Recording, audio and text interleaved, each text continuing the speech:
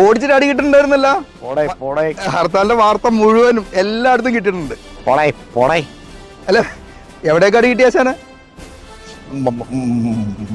മമ്മൂടി ഞാനേ പാൻറ്റായിപ്പോ ഇല്ലേ നിനക്ക് ഞാൻ പൊക്കി കാണിച്ചു തന്നായിരുന്നു കിട്ടിയ. നീ പോയാ അവിടുന്ന്. രാഷ്ട്രീയം വിട്ടാ പാൻറ്റിലൊക്കെ കയറിയിട്ടുണ്ടല്ലോ. മറ്റേത് വെള്ളയും വെള്ളയൊക്കെ ഇട്ട് നടക്കുകയുള്ളൂ. നിർത്തിയ പണി. ഞാനും ആശാനും കെപ്രി എല്ലാം കൂടി കട അടപ്പിക്കാൻ ചെന്നയാണ്. മറ്റേ ഫ്രീക്ക് പിള്ളേരുടെ കടയായിരുന്നു. യുവന്മാരുണ്ടല്ലോ അകത്ത് കയറി ഞങ്ങൾ ഒച്ചപ്പാടുണ്ടാക്കിയപ്പോ യുവന്മാര് പതുക്കെ ഷട്ടർ ഇട്ട് അകത്തിട്ട് വെച്ചിട്ട് ഞങ്ങൾ ഉടുത്ത മുണ്ട് തന്നെ അഴിച്ച് കയ്യും കാലും കെട്ടിയിട്ടിട്ട് ഇടിച്ചടാ. ഇളിക്കരുത്. അവന്റെയൊക്കെ ഭാവിക്ക് വേണ്ടിയാണ് ഞങ്ങൾ ഈ സമരം നടത്താൻ ഇറങ്ങിയത്. ആരുടെ ഭാവിക്ക് വേണ്ടി? രാജ്യത്തിന്റെ എന്ത് ഭാവി? നിങ്ങൾ ചെയ്തത് എന്തിനാ ഒന്ന് പറഞ്ഞേ. ഞങ്ങൾ ചെയ്തത് മോഡിക്കെതിരെ, റിലയൻസിനെതിരെ.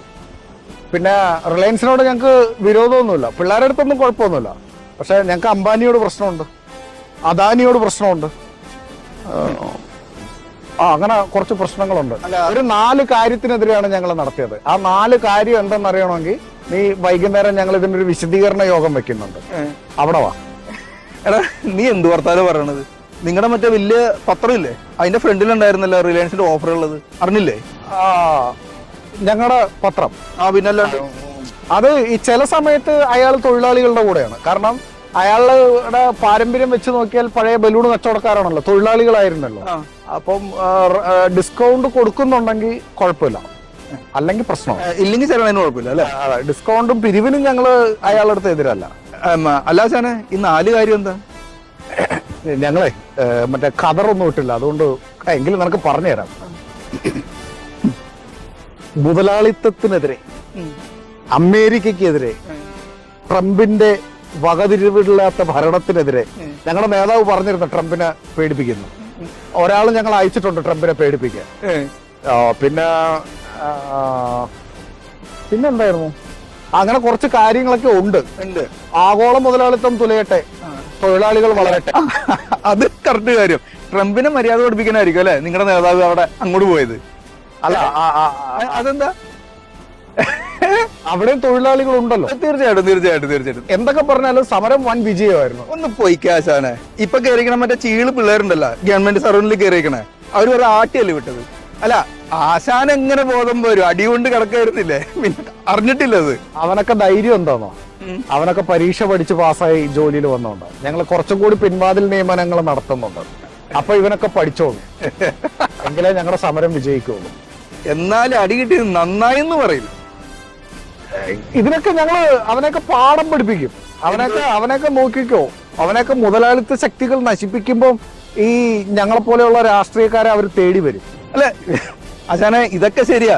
നിങ്ങള് മറ്റവരുടെ കട അടപ്പിക്കാനും അങ്ങോട്ടും കൂടെ ഒക്കെ പോയല്ല. പക്ഷെ നിങ്ങളുടെ പെണ്ണുമ്പോൾ അവിടെ ചിക്കൻ സെന്റർ തുറന്നിരിക്കണ്ടായില്ല. കാരണം കോഴിക്ക് ഭയങ്കര കച്ചവടമായിരുന്നു. എടാ അതെ, എന്താണെന്നറിയോ, ഈ പണിയില്ലാതെ ആൾക്കാർ വീട്ടിൽ ഇരിക്കുന്ന ദിവസമാണ് ഇവർക്ക് ചിക്കനൊക്കെ വെക്കാൻ പറ്റും. അതിന് വേണ്ടിയിട്ട് ഞങ്ങൾ കട തുറന്നു കൊടുത്തത്, അല്ലാതെ നിങ്ങൾ ഉദ്ദേശിക്കുന്ന പോലെ സമരം പൊളിക്കാനായിട്ടൊന്നുമല്ല. ആശാനി പറഞ്ഞതിലൊന്നും കാര്യമൊന്നുമില്ല. നിങ്ങൾക്ക് ഈ സർക്കാർ ഉദ്യോഗസ്ഥരില്ലേ, അവരുടെ അടുത്ത് പുല്ല് വില നിങ്ങൾക്ക്. മറ്റേ ആ സർക്കാർ ഓഫീസിൽ ആ ചിമിട്ട് പയ്യൻ തള്ളക്കി വിളിച്ചതല്ലേ, അത് ചില രാഷ്ട്രീയക്കാർ ഞങ്ങളെ രാഷ്ട്രീയ സമരത്തെ തകർക്കുന്നതിന് വേണ്ടി മനഃപൂർവ്വം വീഡിയോ ക്രിയേറ്റ് ചെയ്ത് വിട്ടതാണ്.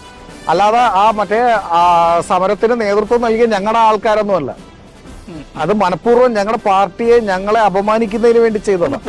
പോയ അവിടെ നിന്ന് ആശാനെ, എല്ലാം ഓക്കെ. ഞാൻ സീരിയസ് ആയിട്ടൊരു കാര്യം പറയട്ടെ. നിങ്ങൾ ഈ പിൻവാതിലൂടെ നിയമിക്കണ്ടല്ലോ ഉദ്യോഗസ്ഥരനെ, അത് കുറച്ച് തകൃതിയായിട്ട് കുറച്ച് കൂടുതലായിട്ട് നടത്തും. ഇല്ലെങ്കിൽ നിങ്ങൾ അടുത്തൊരു പ്രക്ഷോഭം ഇതുപോലെ സ്ട്രൈക്കൊക്കെ വെക്കുമ്പോഴേ ഒരു മനുഷ്യനെ ഉണ്ടാവില്ല കൂടെ. നിങ്ങൾ ഇതൊക്കെ ചെയ്ത കുറച്ച് ആൾക്കാർ കൂടെ നിൽക്കും. അധികം കിടന്ന് ചരക്കല്ലേ ചേട്ടാ. ഈ ദേഹത്തെ തൈലത്തിന്റെ പാടൊക്കെ ഒന്ന് മാറിക്കോട്ടെ. ഞാനപ്പൊ കവറോട്ട് ഇങ്ങോട്ട് ഇറങ്ങണം, വെള്ളയൊക്കെ ഇട്ടിട്ട്. തരുവോടാ? ഞങ്ങൾ തരും. ഞങ്ങളെ ജനങ്ങൾക്ക് വേണ്ടെന്ന് ഞങ്ങൾക്ക് മനസ്സിലായി. ഞങ്ങൾക്കറിയാലോ, ഞങ്ങൾ ഈ ഇലക്ഷൻ വരുമ്പോഴത്തേക്ക് 2 കിറ്റ് ഇപ്പൊ ഫ്രീ കൊടുക്കും. അപ്പോഴത്തേക്ക് പിന്നെ ഞങ്ങൾക്ക് തന്നെ കുത്തിക്കോളും കേട്ടാ. അപ്പൊ കാണണേ, ഇതൊക്കെ കാണാം. അച്ഛനെ മറ്റേ ഇതിനു വേണ്ടിട്ട് വിശദീകരണ യോഗം വെച്ചല്ല, അവിടെ ഒരാളിനെ പട്ടി ഓടിച്ചിട്ട് കടിച്ചെന്ന് പറഞ്ഞു. എടാ ആ പട്ടി ഉണ്ടല്ലോ, ആ പട്ടി മറ്റേ നമ്മുടെ ആ നേതാവില്ലേ, അയാളുടെ വീട്ടിലെ പട്ടിയാ. നിങ്ങളെ സമ്മതിക്കട്ടെ, നിങ്ങളെ കഴിഞ്ഞിട്ട് ആളുകൾ പട്ടിയിൽ വരെ രാഷ്ട്രീയം സമ്മതിക്കണോട്ടാ. പട്ടിക്ക് വരെയും വിവരം വെച്ച് എന്നിട്ടും